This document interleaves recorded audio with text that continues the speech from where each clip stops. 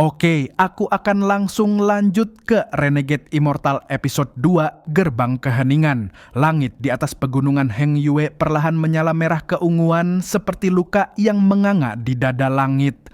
Embusan angin dingin menyusup di antara celah-celah batu kuno, membawa aroma tanah lembab dan kemenyan yang terbakar. Di lereng gunung keempat, tempat para murid luar berkumpul dalam keheningan yang berat, suara burung malam seakan tak berani menyela ritual sunyi yang sedang berlangsung di salah satu gua kecil di sisi timur. Di dalam gua itu duduklah seorang pemuda kurus dengan pakaian murid luar yang lusuh. Wajahnya tampak kelelahan, namun kedua matanya memantulkan semangat membara yang tak pernah padam. Ia adalah Wang Lin, tubuhnya bersila, telapak tangan terbuka di atas lutut dan pil spiritual pemberian tetua Sun masih terasa hangat di perutnya. Tapi bukan kehangatan biasa, itu adalah badai yang menggulung di dalam dantiannya, sebuah kekuatan asing yang menyeruak seperti lahar yang baru membelah gunung. Tubuh biasa yang menolak dunia abadi.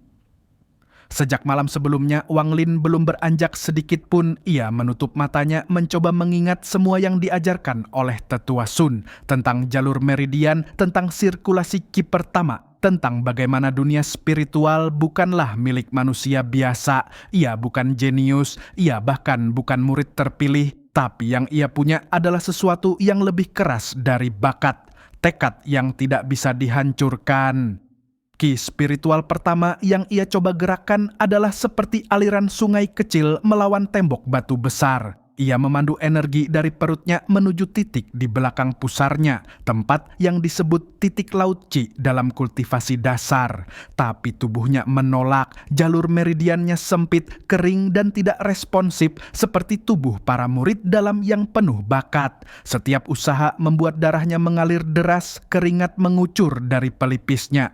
Sesekali ia batuk darah. Tapi ia tak berhenti. Aku harus berhasil, ini bukan tentang menjadi kuat, ini tentang bertahan hidup, pikirnya.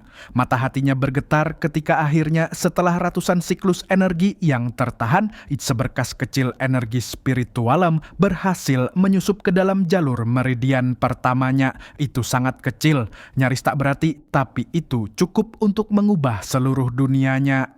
Sekte yang tak peduli. Di luar gua, dunia terus berjalan tanpa memperhatikan Wang Lin. Para murid luar lainnya berkumpul di halaman utama mendengarkan petuah para tetua tentang tugas harian, tentang berkebun, mengambil air di kaki gunung, membersihkan aula meditasi. Mereka bukanlah murid inti. Sebagian besar dari mereka tak akan pernah menembus tahap awal kultivasi. Beberapa bahkan telah menyerah.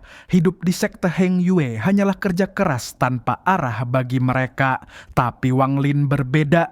Tetua Sun mengamati dari kejauhan. Ia tahu murid itu berjuang sendiri dalam senyap. Tapi dalam dunia kultivasi tidak ada belas kasihan. Hanya mereka yang mencakar langit dengan darah dan tulang yang layak menyentuh langit.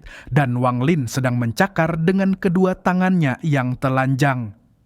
Mimpi yang tidak dimengerti dunia. Saat malam ketiga datang dan langit merintik gerimis seperti air mata langit, Wang Lin masih duduk di dalam gua yang sama. Napasnya sudah teratur, rasa sakitnya perlahan berubah menjadi kebas. Tapi dalam kebas itu ada ketenangan yang aneh. Ia mulai mendengar sesuatu, suara alam, bisikan energi, denyut halus yang menari di antara partikel udara. Dan di dalam keheningan itu, ia menyentuh sesuatu. Bukan benda, bukan energi, tapi sejenis gerbang dalam dirinya. Sebuah keheningan yang bukan kekosongan, tapi potensi. Gerbang keheningan.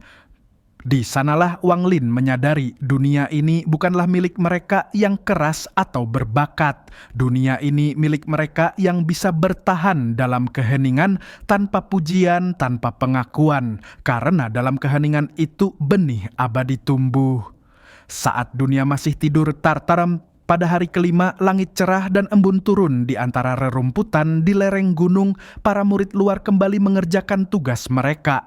Mereka tidak tahu, tidak ada yang tahu bahwa di gua kecil itu seorang pemuda bernama Wang Lin telah menyelesaikan sirkulasi ki spiritual pertamanya. Mata Wang Lin terbuka perlahan. Di pupilnya, dunia tampak sedikit lebih terang. Ia belum mencapai apapun di mata orang lain, tapi ia tahu ia telah melangkah ke dunia yang tak bisa dipahami oleh siapapun yang menyerah di hari pertama. Dan itu adalah langkah pertama menuju keabadian.